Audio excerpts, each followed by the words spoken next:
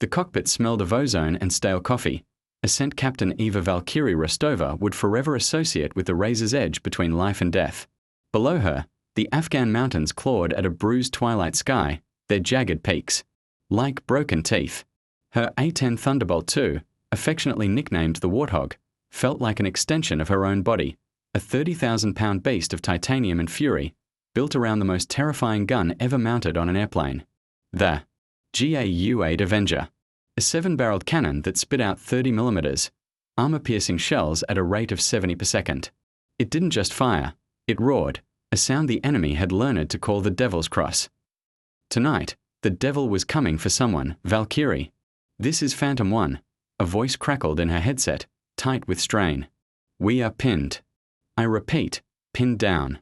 Taking heavy fire from elevated positions. We need immediate air support." Phantom 1 was a team of Navy SEALs, the best of the best, and they sounded like they were fighting their way out of hell with water pistols. Eva's knuckles were white on the control stick. Her job was close air support, a delicate dance of destruction that required her to fly low and slow, distinguishing friend from foe in a chaotic, split-second ballet. One mistake, one twitch of the thumb, and she wouldn't just miss the enemy. She would annihilate the very men she was sent to protect. "Copy, Phantom 1, she said, her voice a calm, steady counterpoint to the chaos below. "I have you on visual. Mark your position with IR." A tiny, strobing pulse of infrared light blinked to life amidst the muzzle flashes peppering the mountainside. The SEALs were trapped in a narrow ravine, a classic kill box. The enemy, dug into the rocks above them, had the high ground and superior numbers. It was a textbook ambush. "Strobe is hot," the SEAL leader confirmed, his breathing ragged. "Enemy is everywhere. North, east. Damn it, they're all around us." Eva banked the Warthog, its twin engines whining as she circled the kill zone. Her targeting pod, the eye of the Warthog, zoomed in, painting the world below. In ghostly shades of green and white. She saw them. Dozens of heat signatures, swarming the SEAL's position like angry hornets. They were close. Dangerously close. A bomb or a missile was out of the question. The blast radius would take out everyone. This was a job for the gun. "Phantom 1, I'm coming in for a gun run, north to south," she announced, her heart A. Steady drum against her ribs. "Keep your heads down." She nosed the A-10 down, the ground rushing up to meet her. The world narrowed to the glowing symbols on her heads-up display. The enemy fighters were a cluster of white-hot dots. The friendly Strobe was a beacon of hope in the darkness. She lined them up, her thumb hovering over the red button on her control stick. The plane shuddered as it screamed toward the earth. Closer, closer. The enemy was just feet from the SEALs. Too close. But the call had been desperate. They were being overrun. It was now or never. "Danger close," the SEAL leader's voice warned, a final, grim acknowledgement of the risk. "I know," Eva breathed. She squeezed the trigger. The world erupted in a cataclysm of sound and light. The GAU-8 Avenger let out its iconic BRT, a noise that felt like the sky itself was being torn in half. A torrent of incandescent shells, each the size of a beer bottle, slammed into the mountainside. The ground below her exploded, dirt and rock and bodies thrown into the air like confetti. She pulled back on the stick, the G-forces pressing her into her seat as the Warthog clawed its way back into the sky. She circled back, her eyes scanning the thermal display. The enemy positions were gone, replaced by smoking craters.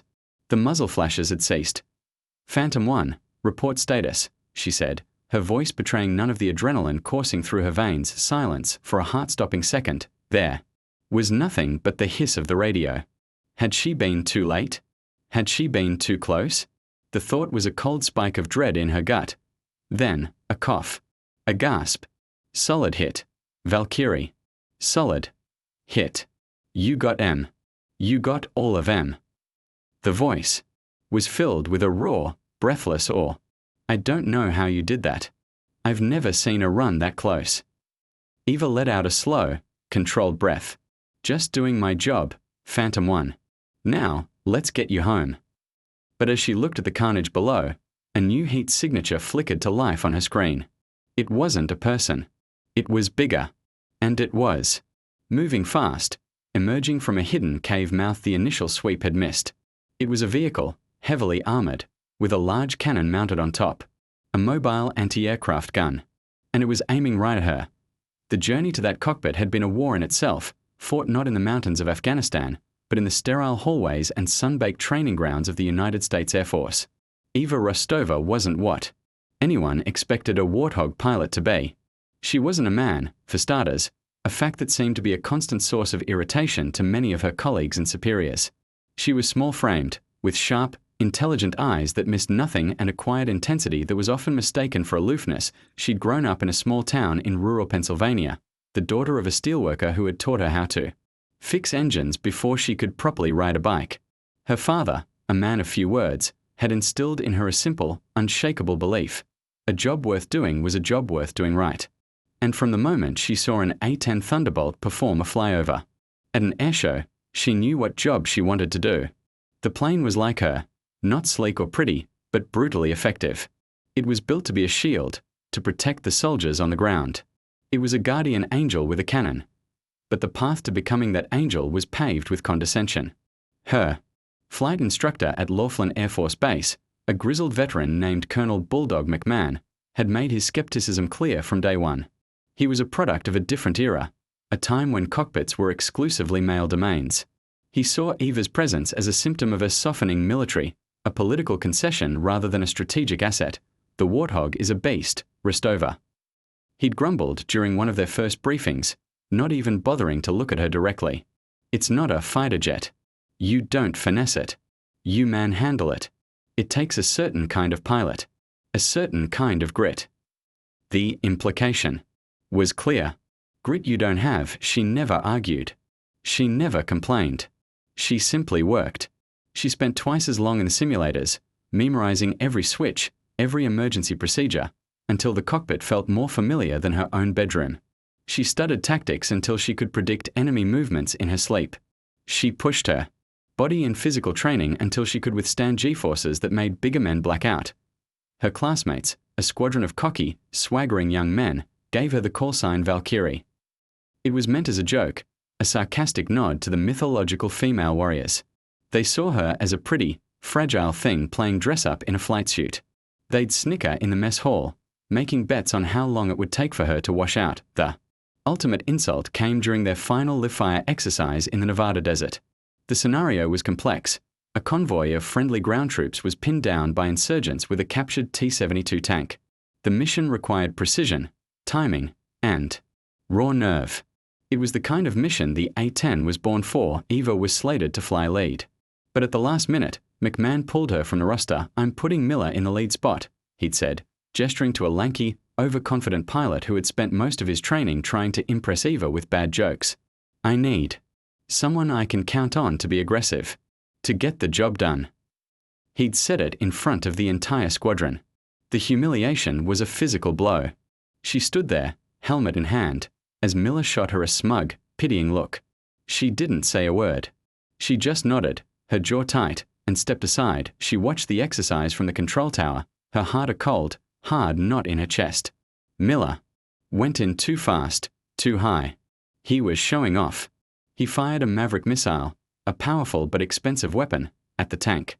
It was a clean hit, but it was overkill, and it sent shrapnel flying dangerously close to the friendly convoy.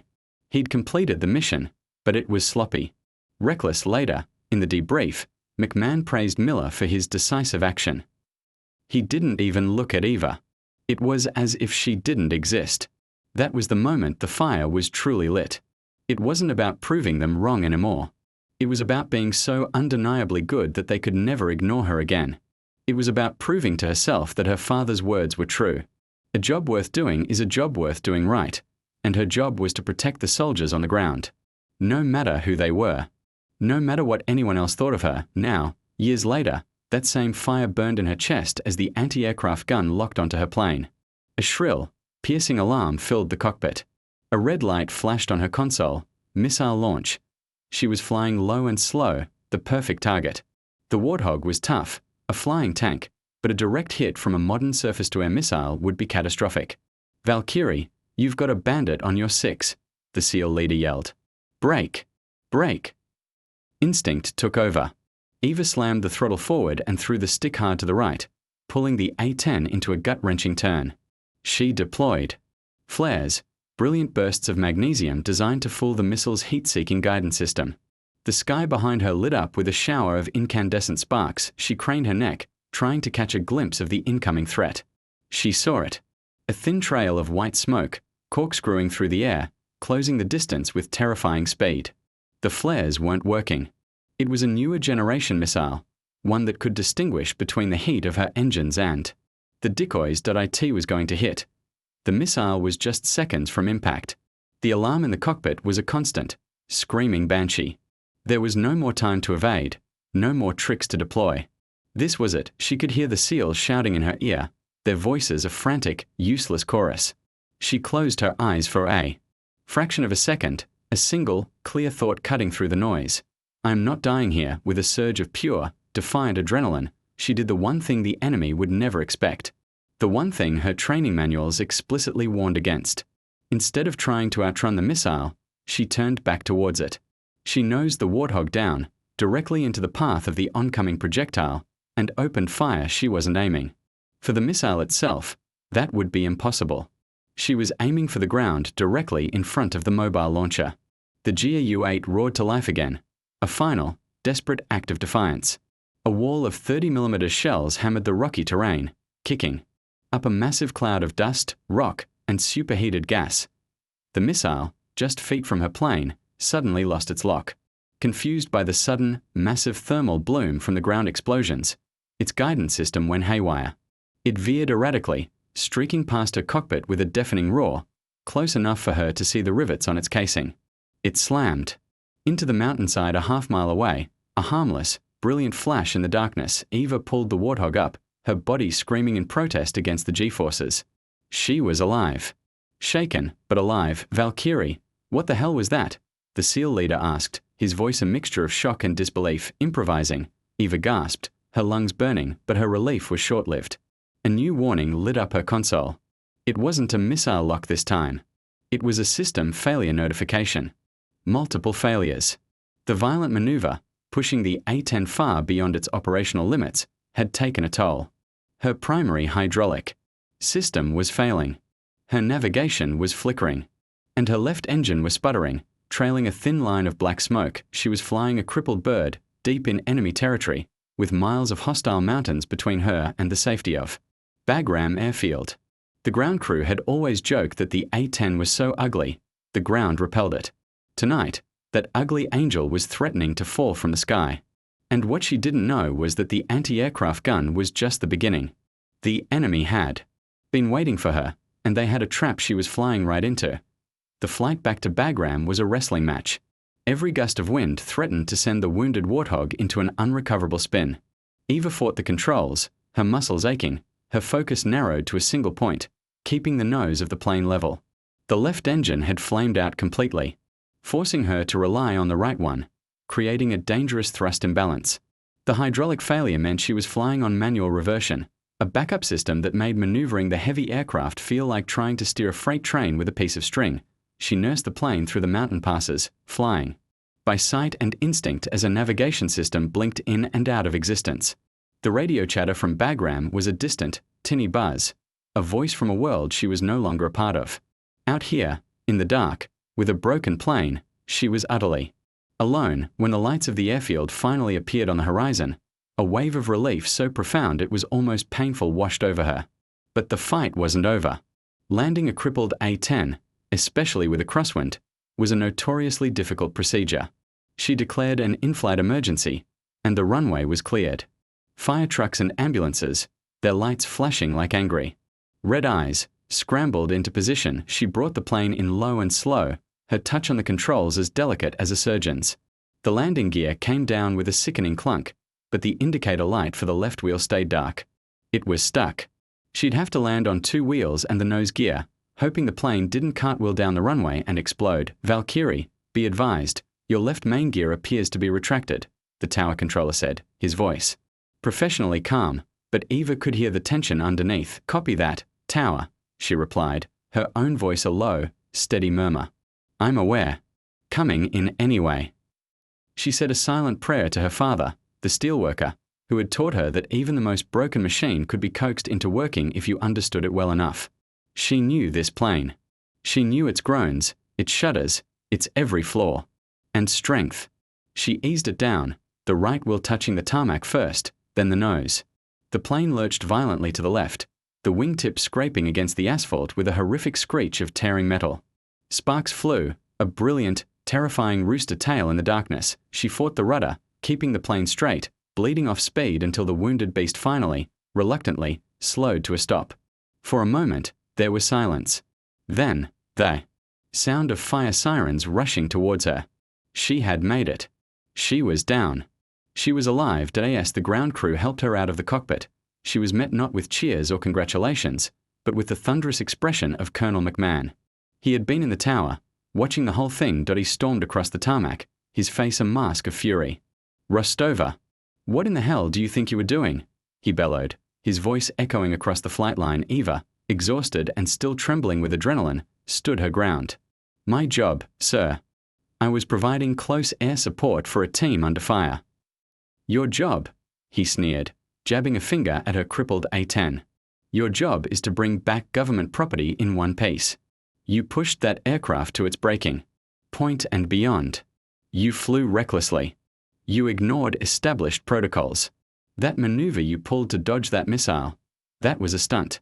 A hotshot, Hollywood stunt." "It was a necessary risk, Colonel," Eva said, her voice quiet but firm.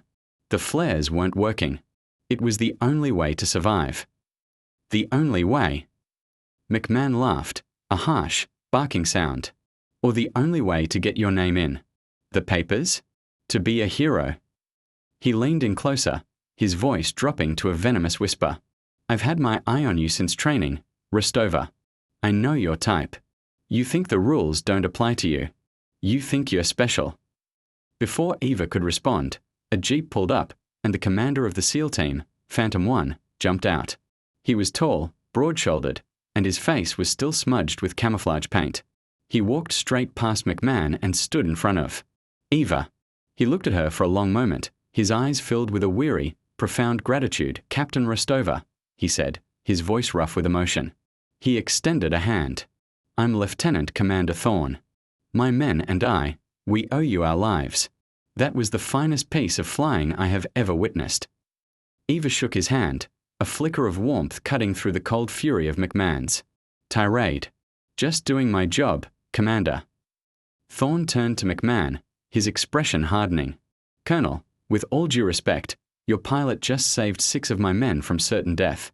She engaged a numerically superior force, at extreme danger close, with surgical precision. She then single-handedly defeated a modern anti-aircraft system and brought a critically damaged aircraft home. If that's not by the book, then maybe. The book needs a rewrite." McMahon's face turned a shade of purple Eva had never seen before. He was being dressed down on his own flight line, in front of his own pilots. The humiliation was palpable. "Your opinion is noted, Commander," McMahon said through clenched teeth. "But Captain Rostova is still grounded, pending a full inquiry into this incident. She is not to fly until I say so." He turned and stalked off, leaving a stunned silence in his wake. Grounded. The word was a punch to the gut. After everything she had just done, after saving 6 lives, her reward was to be treated like a reckless rookie. The injustice of it was a bitter pill to swallow. Over the next few days, Eva was trapped in a bureaucratic nightmare. She was subjected to hours of debriefings, her every decision picked apart by panels of grim-faced officers. McMahon was leading the charge, building a case against her for reckless endangerment of an aircraft. He twisted her actions, painting her as an arrogant hotshot who put her own glory above procedure. The pilots who had once mocked her now avoided her gaze. They saw her as a pariah, a troublemaker who had brought the wrath of Bulldog McMahon down on the squadron. The loneliness was a heavy cloak. The only person who seemed to be in her corner was Thorne. The SEAL commander made it a point to visit her, bringing her coffee and offering words of support. "Don't let him get to you," Thorne said one afternoon, as they sat in the corner of a noisy mess hall. "McMahon's an old dog who can't stand new tricks. He sees you, and he sees the Air Force changing in ways he doesn't like. This isn't about what you did. It's about who you are." "It doesn't matter," Eva said, staring into her coffee cup. "He's going to have me flying a desk for the rest of my career." "No, he's not," Thorne said, his voice low and serious. Because my report is going to land on the desk of some very important people at SOCOM. And when it does, they're going to see the truth. They're going to see that you're not just a good pilot. You're one of the best. His words were a small comfort, but the weight of the inquiry pressed down on her. She felt like she was back in training, the outsider, the one who didn't belong. The doubt she had fought so hard to overcome began to creep back in. Was McMahon right? Had she been reckless? Had she just gotten lucky? The turning point came a week later. She was in her small, sterile room on the base, reading a worn copy of a book her father had given her, when there was a knock on the door. It was Thorne. And he didn't look happy. "We have a problem," he said, stepping inside without waiting for an invitation. "A big one." He spread a satellite map out on her desk. It showed a remote, mountainous region on the border with Pakistan. 2 nights ago, a CIA asset, a doctor running a network of local informants, was compromised. He and his family were snatched by a powerful warlord named Al-Qadib, the same man whose fighters you engaged the other night. Eva felt a chill go down her spine. What was the doctor working on? Something big, Thorne said grimly. He had intel on a new piece of technology Al-Qadib's group had acquired. Something that could change the balance of power in this entire region. We don't know what it is, but the CIA is screaming. They want this man back, and they want him back yesterday. "So you're mounting a rescue operation," Eva said, her mind already racing. "We were," Thorne corrected her. "The mission was greenlit for tonight. My team was supposed to go in, but the mission was just scrubbed, cancelled by the top brass." "Why?" Thorne pointed to a location on the map. It was a heavily fortified compound, nestled in a high-altitude valley, surrounded by sheer cliffs on 3 sides. "That's Al-Qadib's fortress. It's a natural stronghold. But that's not the problem. The problem is this." He tapped another point, a few miles away, on a high mountain peak overlooking the valley. "Our latest satellite imagery picked this up. It's another one. An anti-aircraft system. But it's not the same model you encountered. This one is newer, more advanced. Our analysts are calling it the S-400X. It's a custom variant, something we've never seen before. It has a sophisticated radar system that can't be easily jammed and a multi-stage missile that can't be fooled by conventional countermeasures." Eva stared at the map. An S-400X. That was Russian top-tier hardware. How did a warlord in Afghanistan get his hands on something like that? "The brass won't risk sending in a helicopter assault with that thing active," Thorne explained. "It would be a suicide mission. They can't risk sending in stealth bombers, because the political fallout of a bombing run on the border would be catastrophic. So, they're scrubbing the mission. They're writing the doctor and his family off as acceptable losses." Eva looked at the faces of the doctor and his family in the intelligence file Thorne had brought. A kind-faced man, his wife, and their 2 small children. Acceptable losses. The phrase made her sick. "There has to be another way," she said. Thorne looked at her, a strange, calculating glint in his eye. "There is. The S-400X is a threat to high-altitude aircraft, but it has a blind spot, a weakness. Its radar can't track targets flying below the valley rim. It's designed to shoot down bombers and fighters, not something flying nap of the earth." Eva's heart started to beat faster. She knew what he was going to say before he said it. "An A-10, she breathed. "Flying low and fast through the canyons. Could get in under the radar," Thorne finished. "It could take out the fortress's ground defenses and provide cover for my team to rappel in from the cliffs. It's a crazy plan. It's a 1 in a million shot. But it's the only shot we have." Eva stared at him. "But I'm grounded. McMahon would never approve it." "That's why we are not going to ask him," Thorne said, a slow, dangerous smile spreading across his face. "I have a C-130 transport plane fueled and ready on a remote section of the airfield. My team is ready to go. The only thing I'm missing is a pilot with the grit to fly a warthog through the canyons of death and spit in the eye of an S-400X. He was offering her a way out, a way to fight back, not just against Al-Qadib, but against McMahon, against everyone who had ever doubted her. It was an illegal and sanctioned mission. If they were caught, they would be court-martialed, their careers over. If they failed, they would die, but if they succeeded, They would save a family. And she would prove, once and for all, what kind of pilot she was. The problem, Thorne added, his voice dropping, is that your Warthog is still in pieces in the maintenance hangar. We need a plane. And there's only one other A-10 on this base that's fully armed and mission-ready. Eva knew which one he meant. It was parked in the main hangar, polished and prepped for its next flight. It was the lead plane. The one McMahon had assigned to his golden boy, Miller. Taking it would be like stealing the king's personal chariot. McMahon keeps the flight authorization codes locked in his office safe, Eva said, the gears of a plan already turning in her mind. And the hangar is under constant guard. No, Thorne said. That's why this has to be perfect. My men can handle the guards and the C-130. But the plane and the codes, that's on you. You'd have to get into McMahon's office, crack his safe, and get that Warthog off the ground without anyone noticing until it's too late. It was impossible. A suicide mission on top of a suicide mission. But as she looked at the picture of the two small children, she knew she had no choice. When do we leave? She asked. A new alert suddenly flashed on Thorne's tablet, which was linked to a live intelligence feed. His face went pale. What is it? Eva asked. The timeline just moved up, he said, his voice grim. Intel just intercepted a communication. Al-Khatib isn't just holding the doctor. He's planning to execute him and his family at dawn, and broadcast it live. Dawn is in less than 6 hours.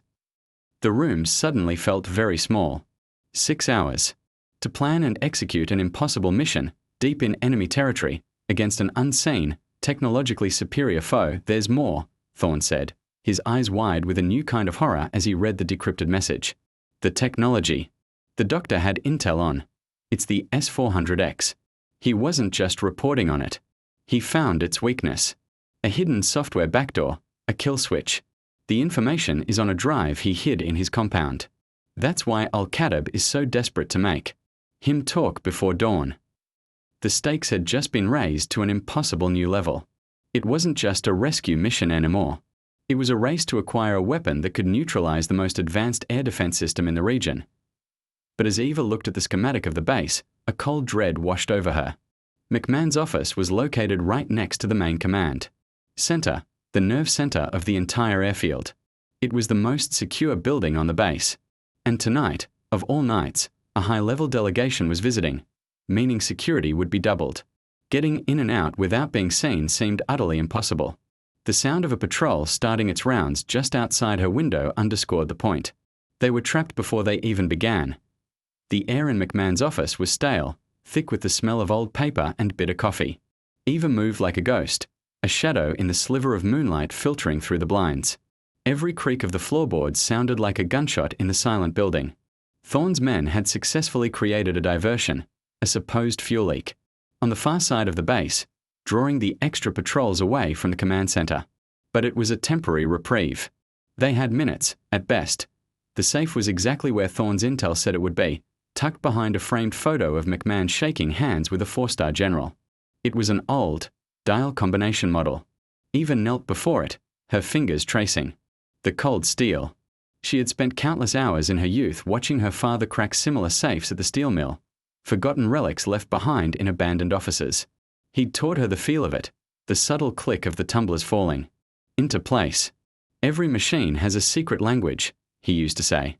You just have to be patient enough to listen. She closed her eyes, pressing her ear to the metal, and began to turn the dial. The first number was easy, McMahon's old squadron number. Arrogance was a predictable weakness. The second was his wedding anniversary, information Thorne had, dug up from a social media profile.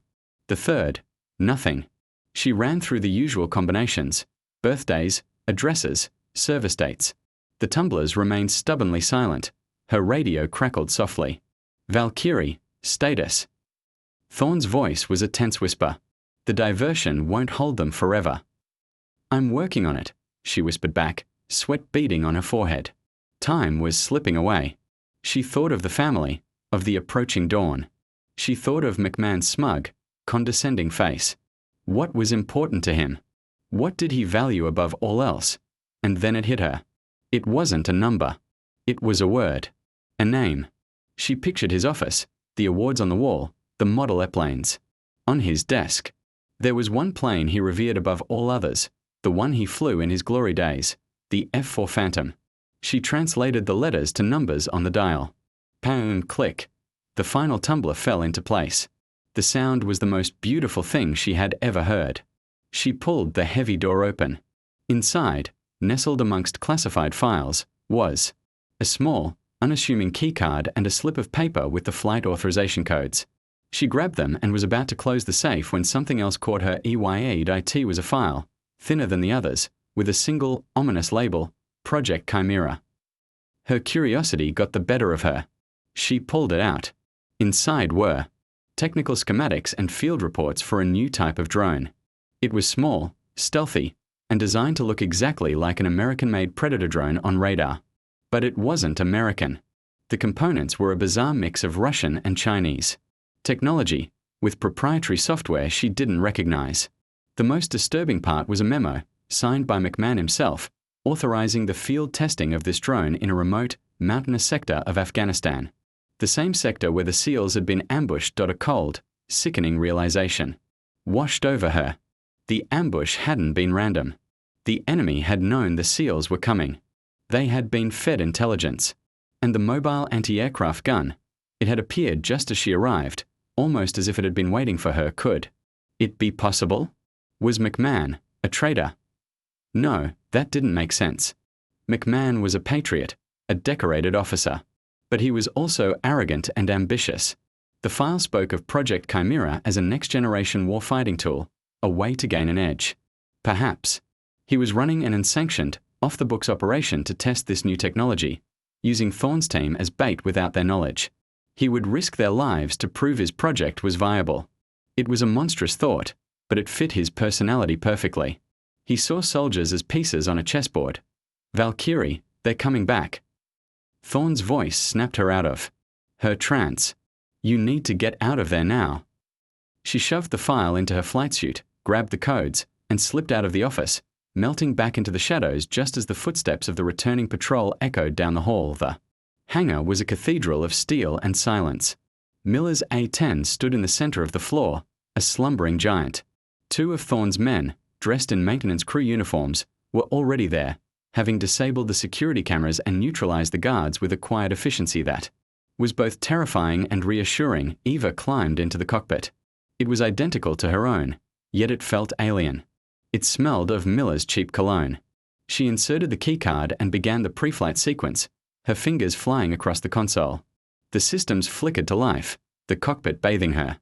In a soft, green glow, all systems green, she whispered into her radio. I'm ready to roll. The hangar doors are opening, Thorne replied. We are moving the C-130 into position on the secondary runway. You have a 2-minute window to take off without being spotted by the tower. Godspeed, Valkyrie. The massive hangar doors slid open, revealing a stretch of dark tarmac. Eva took a deep breath and pushed the throttle forward. The Warthog began to move, its heavy frame rolling silently out of the hangar. It was happening. There was no turning back. She taxied to the runway, her heart pounding in her chest. The tower was a dark silhouette against the star-filled sky. So far, so good. No alarms, no flashing lights. She lined the plane up, pushed the engines to full power, and the Warthog screamed down the runway, lifting into the night sky like a vengeful spirit. As she banked towards the mountains, a new voice crackled in her ear. A voice that made her blood run cold. Well, Captain Rostova. Going for a little joyride, are we? It was McMahon. He must have discovered the break-in. I don't know what you're planning, but it's over, he snarled. I have scrambled 2 F-16s. They will be on you in 10 minutes. You will obey their instructions to return to base, or they will shoot you down. Do you read me, Captain? Shoot her down. He would kill her to protect his secret. The Chimera. File felt like a block of ice against her skin. I read you, Colonel, Eva said, her voice steady. She had to warn Thorne. She switched to the secure channel. Phantom 1, we have a problem. McMahon is onto us. His scrambled interceptors. Copy that, Thorne replied, his voice grim.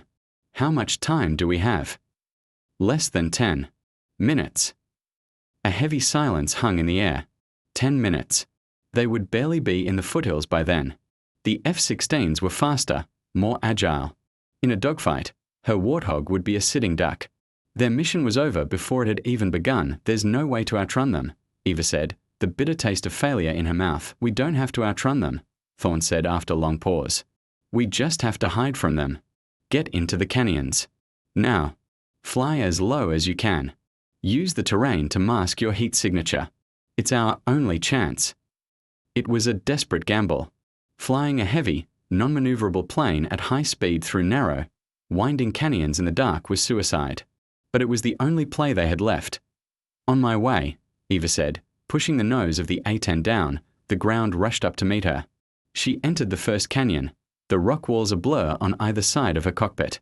She was flying purely on instinct, her hands a blur on the controls, the plane bucking and shaking as it fought the turbulent air. Her world shrank to the narrow ribbon of darkness in front of her, the jagged peaks of the mountains reaching for her like skeletal fingers there in the air. The voice of one of Thorne's men, who was monitoring the radio frequencies, announced, 2 Vipers, call signs Striker 1 and Striker 2. They're moving fast. How close? Thorne asked, 5 minutes to your position. Eva gritted her teeth, pushing the Warthog faster, lower. The rock walls were so close she felt like she could reach out and touch them.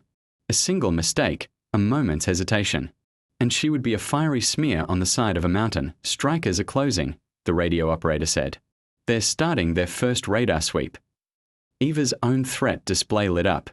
The F-16s were painting her with their radar, searching for a lock. She was a ghost in the machine, a fleeting signal in the ground clutter, but they knew she was here. Striker 1 has a faint contact, a new voice said on the open channel, one of the F-16 pilots. Descending to confirm. They were coming. Down. They were coming for her. She saw a fork in the canyon ahead. One path was wider, a straight shot that would be faster. The other was a narrow, twisting passage, barely wide enough for her wingspan. The wider path was a trap. It would give the F-16s a clear line of sight. She had to take the narrow passage. She banked the plane hard, the wingtips scraping against the canyon wall with a scream of tortured metal. The plane shuddered violently, but it held. She was through. Where did he go? The F-16 pilot demanded. I lost him. Must be a sensor ghost, the other pilot replied. Pull up. Let's try another sweep from high altitude. Eva let out a breath she didn't realize she had been holding. The gamble had worked. They had bought themselves a few more minutes. She flew on, deeper into the labyrinth of rock and shadow. The C-130, flying high above, was guiding her, feeding her navigation data to her damaged systems. They were a team, a small band of renegades on an impossible mission. After what felt like an eternity, she emerged from the canyons into the high-altitude valley. Below her lay Al-Khatib's fortress. It was a grim, formidable sight, a collection of stone and concrete buildings bristling with heavy machine guns and rocket-propelled grenade launchers. And on the peak overlooking it all, the S-400X, its radar dish sweeping the sky like a silent, malevolent eye. I'm in position, Eva radioed to Thorne, who was now in the C-130, preparing to jump with his team. Beginning my attack run. Copy, Valkyrie. We are right behind you. Good luck. She nosed the Warthog down, lining up the fortress's main gate in her sights. This was it. The moment of truth. But as she prepared to fire, a new warning blared in her cockpit. It wasn't the F-16s. It wasn't the S-400X. It was a proximity alert. Something was behind her. Something fast. She looked at her rearview camera display and her blood ran cold. It was a drone. Small, sleek, and painted in a dark, non-reflective grey. It looked exactly like the drone from the Project Chimera file. And it wasn't just watching her. It was arming a missile. McMahon wasn't just trying to stop her. He was trying to kill her, using his secret, untraceable weapon. He was cleaning up his mess. The F-16s were just a distraction. This was the real threat. She was being hunted by a ghost, a weapon one knew existed, and it was about to fire. But as the drone achieved a weapon lock, a strange icon flashed on Eva's display, a data link request. The drone wasn't just trying to kill her, it was trying to communicate with her plane. What could it possibly want? The data link request was an absurdity, a polite knock at the door from an assassin. Eva's mind raced. Why would McMahon's Drone want to connect to her systems? To disable her plane? To feed her false telemetry? It was a trap, it had to be. But the missile launch indicator was still screaming in her ear. She had seconds to make a decision, ignoring the request was suicide. Accepting it was a leap into the unknown, a gamble on a ghost in the machine. She chose the ghost. With a flick of a switch, she accepted the link. For a heart-stopping moment, nothing happened. Then, her entire console flickered. New lines of code, written in a language she didn't recognize, scrolled across a screen. A new targeting reticle appeared on her heads-up display, independent of her own. The drone wasn't trying to disable her. It was slaving its targeting system to hers. A new voice, synthesized and calm, spoke in her headset. It wasn't McMahon. Targeting assistance protocol engaged. Enemy air defense system designated as primary threat. Do you concur, pilot? Eva was stunned into silence. This wasn't McMahon's drone. Or rather, it was, but it wasn't under his control. Someone else was pulling the strings. Someone who wanted the S-400X destroyed. Who is this? Eva demanded. A friend, the synthesized voice replied. An interested party who believes that men like Al-Qaeda and Colonel McMahon should not possess weapons like Project Chimera or the S-400X. I have temporarily commandeered this asset. It is now at your disposal. But my control is tenuous. We have very little time. Do you concur with the primary threat designation? The missile launch alert from the drone went silent. It was waiting for her command. An ally had fallen from the sky, a mysterious benefactor hijacking the very weapon sent to kill her. It was a miracle, but a deeply unsettling one. Who was this person? And what was their endgame? There was no time to ask. I concur, Eva said, her voice firm. Acknowledged. The voice replied. The drone will engage the S-400XS radar array. You are clear to engage ground targets. Proceed. As if on cue, the Chimera drone banked sharply, climbing towards the mountain peak. It fired its missile, not at Eva, but at the sweeping radar dish of the S-400X. The missile streaked across the valley, a thin line of fire in the pre-dawn gloom. It struck the dish dead center, and the massive structure erupted in a shower of sparks and twisted metal. The silent, sweeping eye was blind. Radar is down. Eva yelled into the radio. Phantom team, the sky is yours. High above, the ramp of the C-130 dropped, and 6 figures leaped into the darkness, their parachutes blossoming like black flowers against the lightning sky. With the immediate air threat neutralized, Eva focused on the fortress below. It was time to go to work. She rolled the Warthog onto its side and dove, the G-forces pushing her into her seat. The fortress erupted in a storm of anti-aircraft fire, tracers reaching up for her like fiery claws. But they were firing blind. A panicked, undisciplined barrage, she ignored them, her focus absolute. Her target was the main gate, a reinforced steel behemoth. She squeezed the trigger. The GU-8 Avenger spoke its one terrible word, BRI. The 30mm shells tore through the gate as if it were made of cardboard. It buckled, shattered, and was thrown from its hinges. She pulled up, circling for another pass, this time targeting the heavy machine gun nests on the fortress walls. Another roar from the cannon, and the nests vanished, replaced by smoking holes in the concrete. She was a whirlwind of destruction, a focused, methodical storm. She took out the barracks, the motor pool, the command center. She flew with a precision and fury that bordered on art, her every move calculated, her every shot devastatingly effective. This was what she was born to do. This was the job. Below, Thorne's team landed silently on the cliffs behind the fortress. They rappelled down the rock face, moving with the swift, silent grace of predators. They breached the compound through the rear, a ghost force in the chaos Eva had created. We are in, Thorne radioed. Moving to the main holding block. No sign of the doctor yet. Eva continued her deadly ballet, suppressing enemy fire, keeping the warlord's fighters pinned down while the SEALs swept through the compound. But her mysterious ally in the drone had gone silent. The Chimera was circling high above, its presence. A nagging question mark in the back of her mind. Suddenly, a new threat emerged.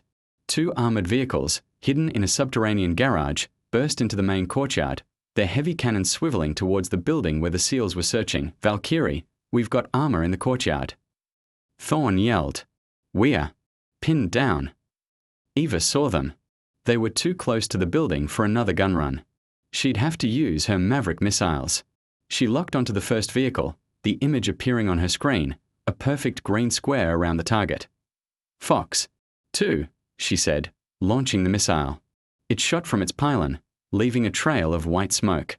It struck the vehicle, and the armored truck disappeared in a ball of fire. She banked, lining up the second vehicle. But as she tried to get a lock, a system failure warning flashed on her. Screen. Her weapons control system was malfunctioning. The damage from her landing, the stress of the canyon flight, it was all catching up to the plane. She couldn't get a lock. The second vehicle fired its cannon. The shell slammed into the building where the SEALs were taking cover, showering them with concrete and debris. Valkyrie, we can't hold out. Thorn shouted. We need that armor gone. Eva's mind raced. The missile wouldn't lock. The gun was too dangerous. She was out of options. But then her eyes fell on the Chimera drone, still circling above.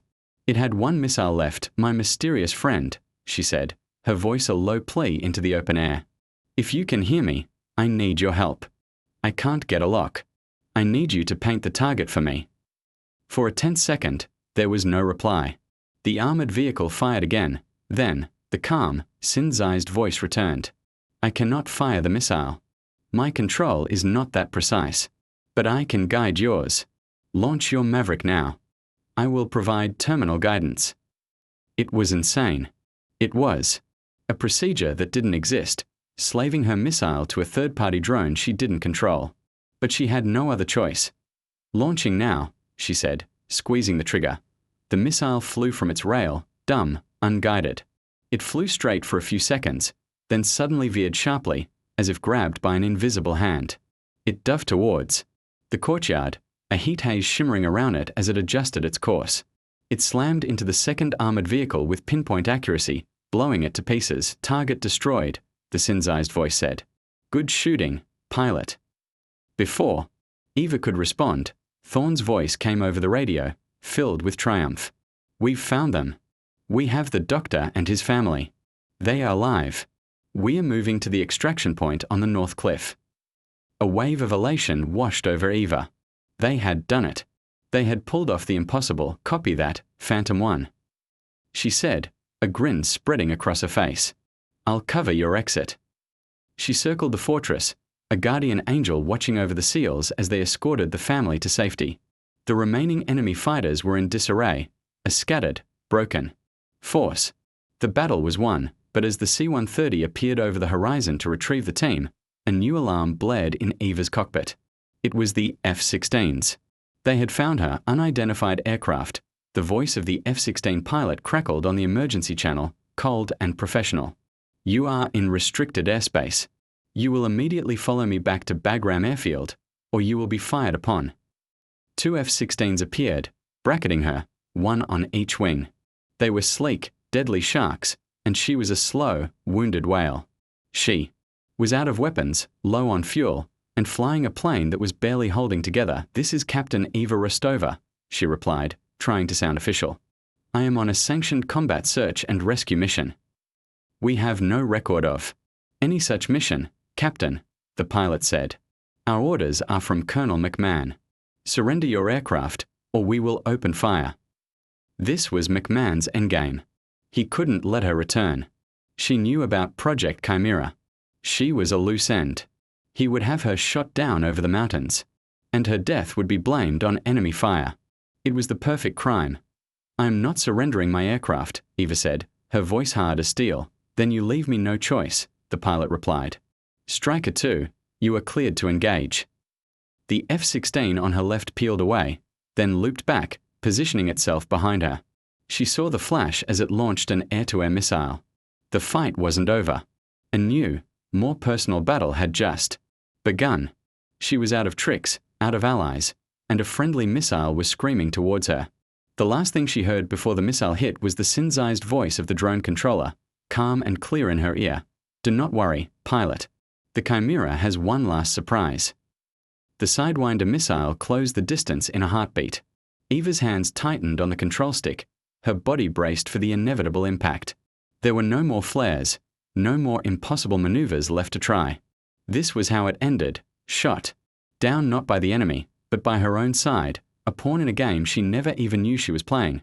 But just as the missile was about to strike, the Chimera drone, which had been circling high above, dove from the sky. It moved with an impossible, breathtaking speed, positioning itself directly between Eva's Warthog and the incoming missile. The missile struck the drone. For a fraction of a second, the Chimera was silhouetted against a brilliant, silent flash of light. Then it disintegrated, a puff of smoke and shattered components. It had sacrificed itself for her. The F-16 pilots were stunned into silence. They had just witnessed a friendly drone deliberately intercept a missile meant for another US aircraft. Their screens would show a confirmed kill, but their eyes told a different story. What the hell was that? Striker 2 stammered over. The radio. Did you see that? I saw it, Striker 1 replied, his voice tight with confusion. Command, be advised, the target appears to be shielded by one of our own assets. I don't understand. On the command frequency, Eva could hear McMahon's voice, apoplectic with rage. What do you mean, shielded? Your orders are to shoot her down. Fire again. Sir, I can't, the pilot began, but his voice was cut off by a new, authoritative voice that boomed over the channel. That's enough, Colonel McMahon. The voice was calm, cold, and carried the unmistakable weight of command. Eva didn't recognize it, but everyone else on the frequency clearly did. A sudden, deferential silence fell. Who is this? McMahon demanded, though his tone had lost. It's bluster, this is General Marcus Vance, Director of Special Operations Command, the voice stated. And as of this moment, Colonel, you are relieved of your command, pending an investigation into the loss of a highly classified experimental asset and the unauthorized engagement of a friendly aircraft. The F-16s will escort Captain Rostova and the C-130 carrying Phantom team back to Bagram. Is that understood, Striker 1? Yes, General, the pilot replied, his voice snapping with renewed purpose. Understood. And Colonel, the general added, his voice dropping to an icy whisper. When I get to Bagram, you and I are going to have a long talk about a little something called Project Chimera. I suggest you don't go anywhere. The radio went silent. McMahon was finished. The mysterious drone operator, her unseen ally, had not only saved her life but had brought the full weight of the military command down on her enemy. It was a checkmate delivered from the shadows. The flight back to Bagram was surreal. The two F-16s, which had been her executioners just minutes before, were now her honor guard, flying protectively on her wings. When she landed the battered A-10 for the second time, the reception was very different. There were no angry colonels, only a line of medics and a black, unmarked SUV. General Vance was waiting for her as she stepped out of the cockpit. He was an older man, with a kind, weathered face and eyes that seemed to see right through her. He didn't salute. He simply extended a hand. Captain Rostova, he said, his voice warm. I've been reading about you. First, Lieutenant Commander Thorne's after-action report, which reads more like a Medal of Honor citation. And for the last hour, I've been listening to a live feed of your unsanctioned mission. I have to say, your file doesn't do you justice. Sir, Eva said, unsure of what else to say. Walk with me, the general said, leading her towards the SUV. The doctor you rescued is a critical asset. The intel on that data drive he recovered is a game changer. It contains the kill switch codes for not just that S-400X, but for dozens of similar systems that have been secretly sold to rogue states and terrorist groups by a faction of corrupt Russian intelligence officers. You didn't just save a family tonight, Captain. You may have prevented the next World War. Eva was speechless. The scope of what they had accomplished was staggering, and you exposed a traitor, Vance continued, his expression darkening. McMahon wasn't just testing his pet project. He was selling the Chimera drone's telemetry data to the same people who were selling the S-400s. He was playing both sides against the middle, profiting from the chaos. He used the SEALs as bait to get a live-fire demonstration for his buyers. The pieces clicked into place. The ambush, the perfectly positioned anti-aircraft gun, McMahon's desperation to silence her. It all made a terrible, treasonous kind of sense. But who was controlling the drone? Eva asked, the question that had been burning in her mind. Who was helping me? General Vance allowed himself a small, wry smile. Let's just say the CL likes to keep tabs on their assets. When they learned the doctor was compromised, they couldn't risk a conventional rescue. But they couldn't let that data fall into the wrong hands, either. They reached out to an old friend of mine who has a particular talent for creative problem solving. He was the one who hijacked the drone's control signal. He was your guardian angel. He opened the door to the SUV. Inside, a man in a simple, grey suit was sitting, looking at a laptop. He looked up as Eva got in, and his eyes met hers. It was Thorne. The SEAL commander, you. Eva breathed, her mind reeling. Thorne closed the laptop.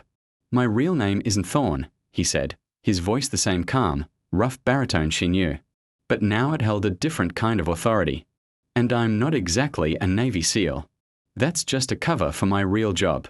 Let's just say I work for one of the agencies that doesn't have a nameplate on the door in Washington. He was CIA. The entire operation, from his first appearance on the flight line, had been a setup. You knew about McMahon from the beginning. Eva asked. We suspected. Thorne, or whatever his name was, replied. We needed proof. And we needed a pilot. Someone with the skill to fly an impossible mission and the integrity to do the right thing when the whole world was telling her she was wrong. We needed someone who wasn't part of the old boys club. We needed you, Eva. He had tested her. He had pushed her. He had put her through hell, all to see if she was the person his file said she was. And she had passed. The resolution was swift and decisive. McMahon was arrested, his career ending not with a bang but with the quiet, ignominious click of handcuffs. The story of the illegal mission was buried under a mountain of classified paperwork. Officially, it never happened, but the people who mattered knew. A few weeks later, Eva received a package. Inside was a simple, framed piece of metal, a fragment of the Chimera drone's fuselage, twisted and scorched from the missile impact. Attached to it was a small, engraved plaque. It read, "To Valkyrie. For the finest piece of flying I have ever witnessed. Thank you." It was unsigned, but she knew who it was from. Her grounding was lifted. Her damaged A-10 was repaired, its scarred wing a permanent reminder of the night she flew through hell and back. The other pilots no longer looked at her with scorn or pity. They looked at her with something else, a quiet, grudging respect. She had earned her place. One evening, she was on the flight line, doing a pre-flight check, when a young, female airman approached her, her eyes wide with "Or Captain Rostova." The airman asked timidly, I just wanted to say, I'm in the pilot training program, and I've heard stories about you. You're the reason I signed up." Eva looked at the young woman, and for the first time, she saw not the outsider, not the girl playing dress-up, but a reflection of herself, all those years ago. She smiled, a genuine, unburdened smile. "Just remember," Eva said, her voice carrying the quiet confidence of someone who had been tested by fire and emerged stronger. "A job worth doing is a job worth doing right. Don't ever let anyone tell you that you don't belong in that cockpit."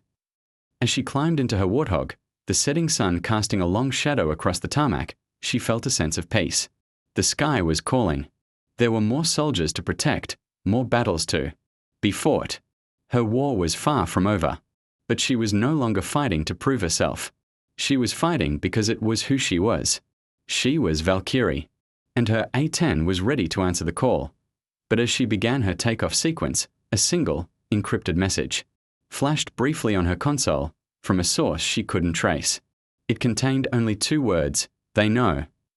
Before she could process what it meant, her threat detector screamed to life. It wasn't a missile lock or a radar sweep. It was something new, something she'd never seen before. Multiple high-energy signals were converging on the base from orbit. The game had just escalated beyond anything she could have imagined. McMahon was just a pawn. The real enemy was still out there, and they were looking for her.